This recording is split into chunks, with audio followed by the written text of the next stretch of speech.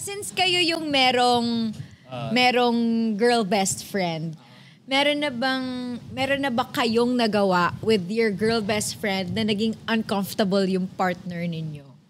Or na-threaten yung partner ninyo? Ano yung ginawa nyo na yun? Paano nyo na-resolve? Or paano nyo hindi na-resolve? I don't know. Yeah. Pero dati kasi sa ex ko, ano? Alam ako sa'yo.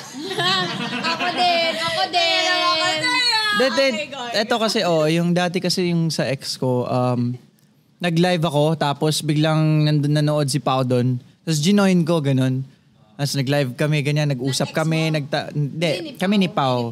Nag-live kasi ako sa Instagram and then pumasok si Pao and then, dito pala si Pao. Ginoin ko si Pao. Tawa na kami doon, usap, ganyan. Tapos maya-maya parang, nag-away na kami ng ex ko kasi parang nagalit siya, ba't ganito, ganyan. So parang nakikita niya sa akin, ansaya ko daw pag yung best friend ko kausap ko. So parang, syempre parang ina-explain ko sa kanya, parang kapatid ko na rin yun. Parang, kumbaga, tropa ko, parang lalaki lang din yung treat ko dun kay ganito, ganyan. Ang dami ko nang ine-explain. Wait, yun eh. Oo. So parang, alam mo yun, di ko rin kung ano-ano na ine-explain ko. So parang, kumbaga, masasabi ko, medyo threatened siya. Na parang, nakita niya siguro yung paano ako mag-function, paano ako tumawa with my best friend, with my friends, close sa buhay ko. So ayun, parang, nakikita ko yung ex ko medyo, ganun siya, na-shock siya nung nakita niya yung gano'n kami mag-usap. Well, hindi ko naman, nung time din naman kasi na yun, like hindi sila like personally nag-uusap pa, ganun. Pero alam niya na may best friend ako na ka-close ko talaga. So, ayun.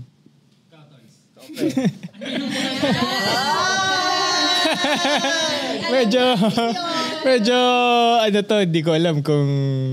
Dapat kung dapat i-air ito pero... Ay, sa tingin nyo.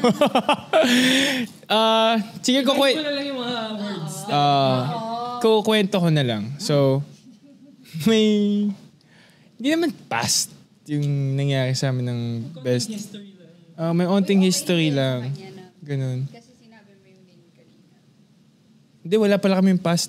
Wala din kami history. Joke lang. Start din kasi yung pandemic. Naging close kami ni best friend ng pandemic kasi po video call, ganun. Tapos, alam mo, uso ng Discord. So, ang dami namin sa Discord, ganun. Tapos, hanggang sa nagkikita-kita na kami, ganyan. Hanggang sa natapos na yung parang past namin, hanggang sa nagtuloy-tuloy, parang yung tingin ko sa kanya, parang kapatid ko na ganun, na never ko na talaga nakikita na magkagusto sa kanya or hindi ko alam kung nagkagusto ba talaga ako sa kanya eh. Diba? Hindi, parang gusto mo lang talaga siya as a person pala. Gusto mo talaga siyang friend. Logic lang ba? Oo, kasi parang lahat ng problema ko and yung problema niya, napag-uusapan namin. Tapos, parang chill lang naman talaga kami. Like, wala, parang si Jeff lang yun na nag-uusap tayo, tapos nagkukwentuhan tayo, tapos na. Parang ganun lang. Hanggang sa, yun nga, na girlfriend na ako, ganun.